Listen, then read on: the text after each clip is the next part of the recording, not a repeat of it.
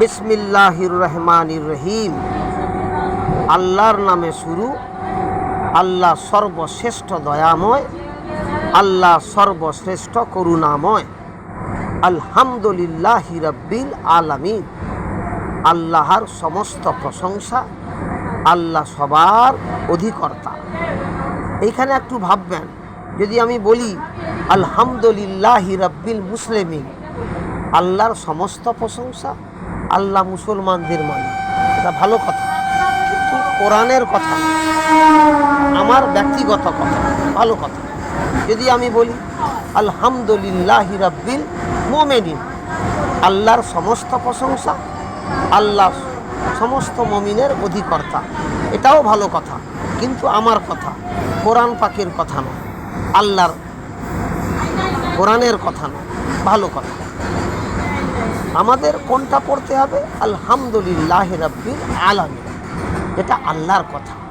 মঞ্জুর বাবুর মনের কথা, মুখের কথা, ভালো কথা হতে পারে, কিন্তু সেটা কোরআনের কথা না, ভালো কথা।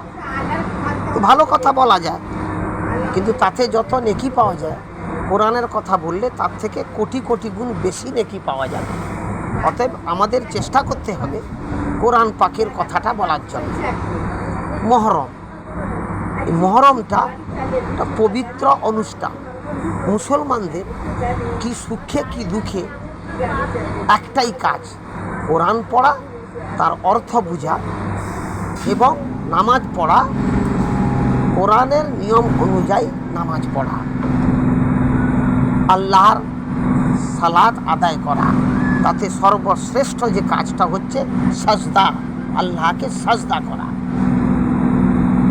মহরম অনুষ্ঠানে অনেক রকম খেল দেখা যাচ্ছে, খেলাধুলা দেখা যাচ্ছে, অনেক রকম বিভিন্ন রকমের মন মর্জির অনুষ্ঠান দেখা যাচ্ছে।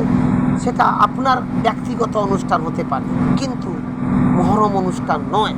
মহরম অনুষ্ঠান আল্লাহর কাছে আপনাকে আল্লাহর কালাম পাক, কোরআন পাক পড়তে হবে, তার অর্থ বুঝতে হবে এবং সালাত আদায় করতে হবে, নামাজ পড়তে হবে, রোজা রাখতে হবে।